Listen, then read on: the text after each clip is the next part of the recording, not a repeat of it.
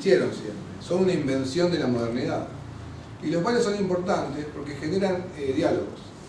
Generan diálogos que si no existieran los bares no existirían en otros lugares. No es lo mismo la conversación que uno mantiene en un bar que la conversación que uno mantiene en espacios más cerrados. Esto hace la historia de la modernidad, la historia de nuestras ideas. Los bares son lugares de cultivo de la amistad, pero de un cultivo de la amistad distinto al que entendemos.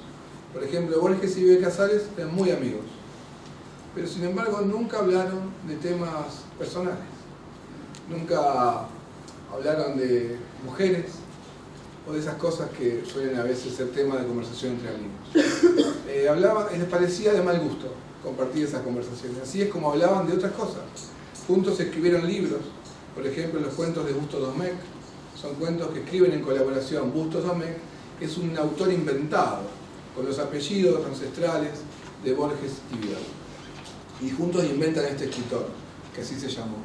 Y el otro concepto es el de la microcentralidad. Para que exista post-urbanidad, para que exista la experiencia de lo post-urbano en estas pequeñas localidades, necesitamos construir microcentralidades, que nuestras localidades tengan servicios, que tengan un bar, que tengan distintos desarrollos como los que precisamente en el acceso a Ascensión uno ve.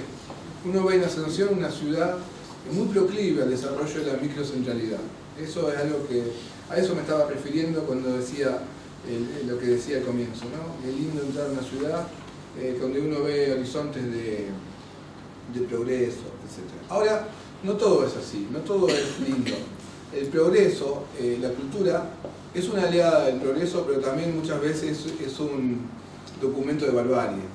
Muchas veces se ha dicho que en nombre de la letra se asesina, ¿no? Como lo sabemos a partir de la historia de nuestros pueblos, de nuestra historia americana, ¿no? Donde en nombre de la letra también se vinieron a perpetrar barbaries, donde se generaron asesinatos y muertes a pueblos originarios, o situaciones de violencia que están encarnadas en la historia nacional y que son motivo hoy todavía de ciertos debates que si los miramos desde el lugar de la cultura, pensemos en Lucio B. Mansilla, por ejemplo, o pensemos en libros como Excursión a los Indios Ranqueles. Si miramos desde la historia de la biblioteca, la historia cultural de la Argentina, nuestras ideas empiezan a ser distintas a esas ideas que consumimos desde los medios masivos, porque empezamos a darnos cuenta que la historia está llena de grises, de matices, que no hay blanco-negro, sino que hay historias adentro de las historias.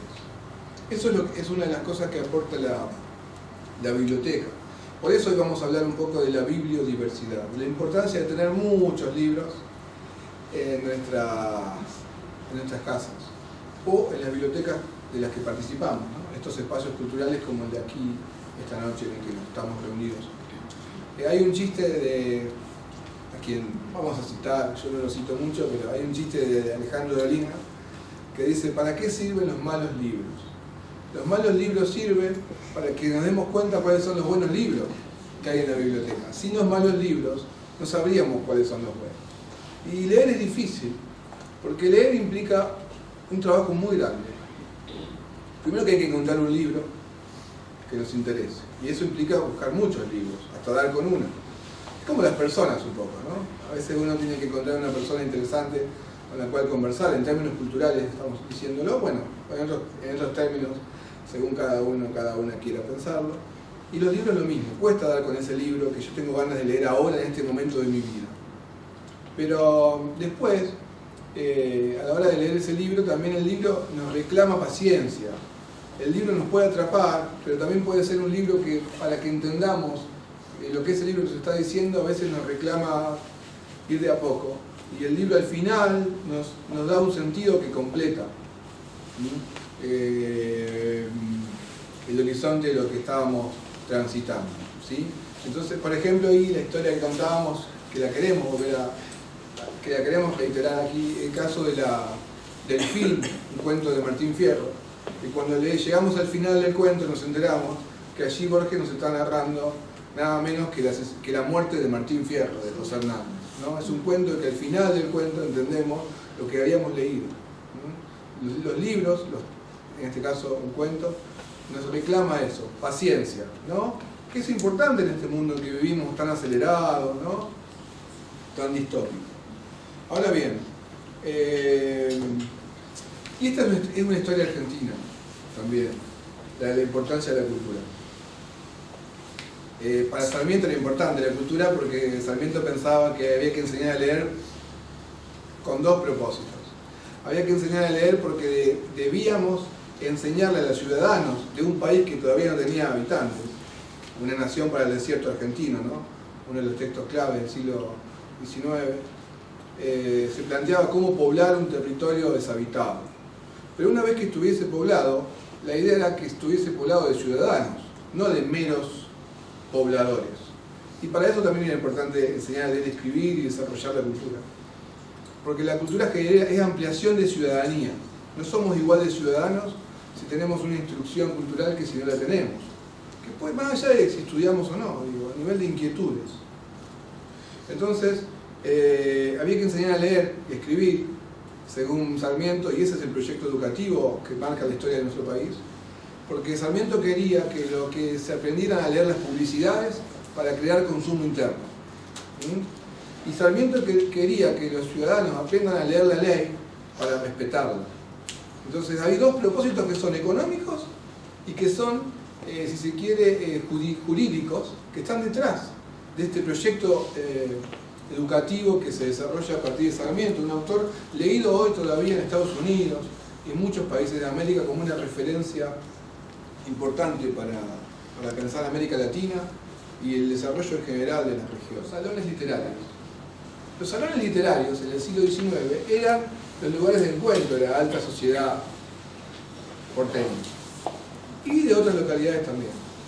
La gente solía encontrarse en el living de una familia patricia o acomodada a departir, a conversar, a intercambiar ideas. Allí se comentaban las novedades de Europa, en los salones literarios se comentaban las novedades de Europa y se hacían intrigas políticas, ¿no? Y palaciegas, podríamos decir, si no fuese como eran, ¿no?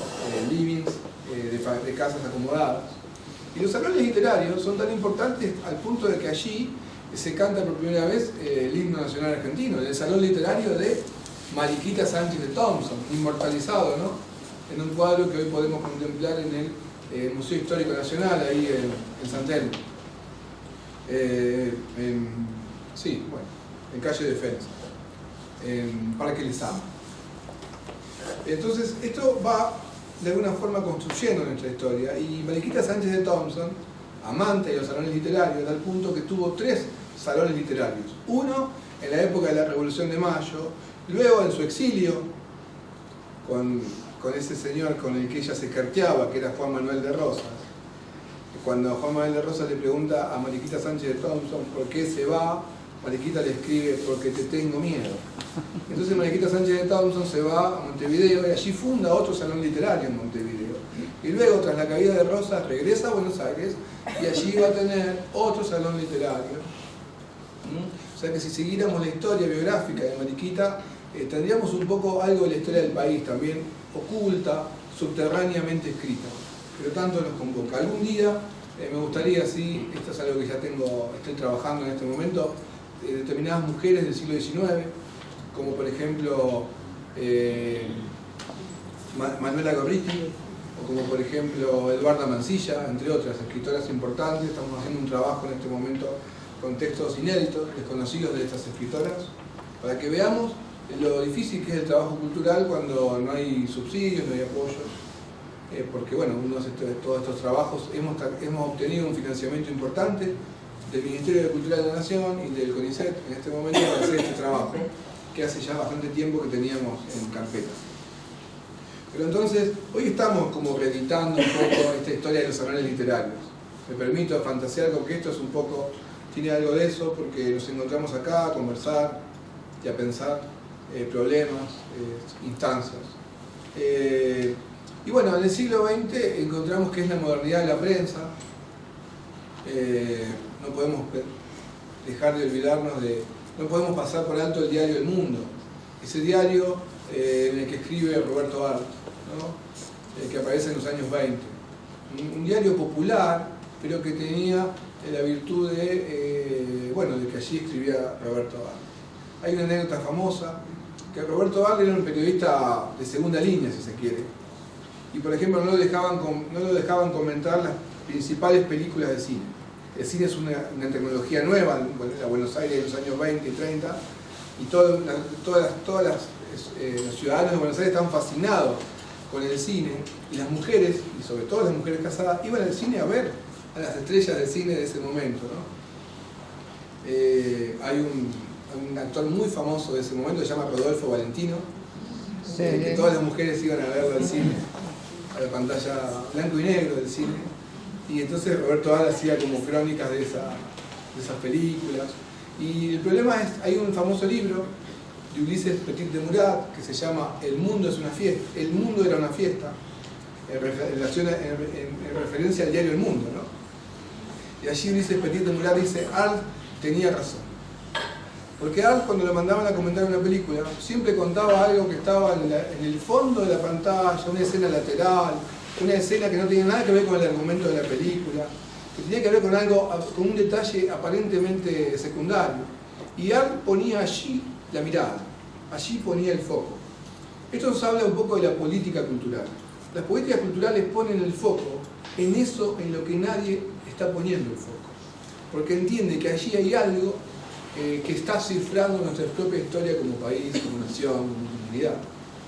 Por eso a veces nos pasa que la gente no nos entiende tanto, porque estamos pensando otra cosa, pero no en contra de lo que se está pensando, o sí, pero porque creemos que es importante pensar eso otro, que si no lo pensamos se pierde. Hay historias, ustedes lo saben muy bien.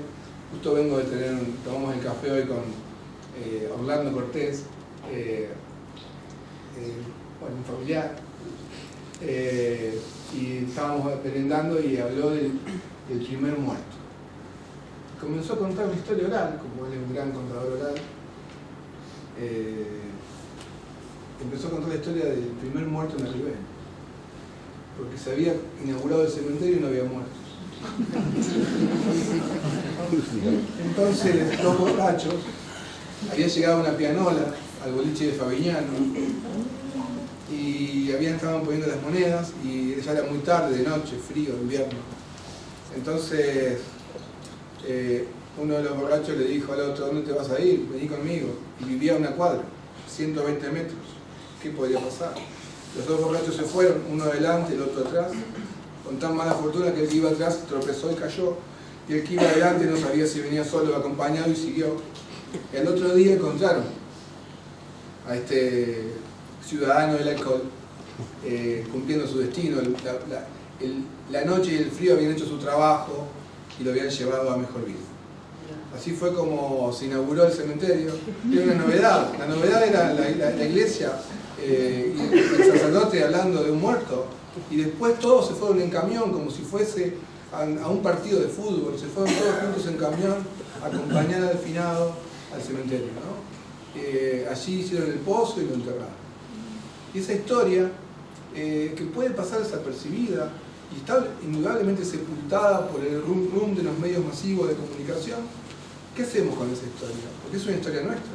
O la historia, como la historia del Winca. No sé si lo conocieron. El Winca es una historia nuestra. No la va a escribir nadie si no la escribimos nosotros. Bueno, hay un escritor que se llama William Faulkner, que es uno de los escritores más importantes del siglo XX, un escritor estadounidense, que escribía estas historias y así armó su literatura. Entonces, William Faulkner, qué lindo que sería que tengamos William Faulkner en las bibliotecas del Distrito de Arenal, porque si bien podemos decir que son historias de Estados Unidos, son historias nuestras las que se están contando ahí también.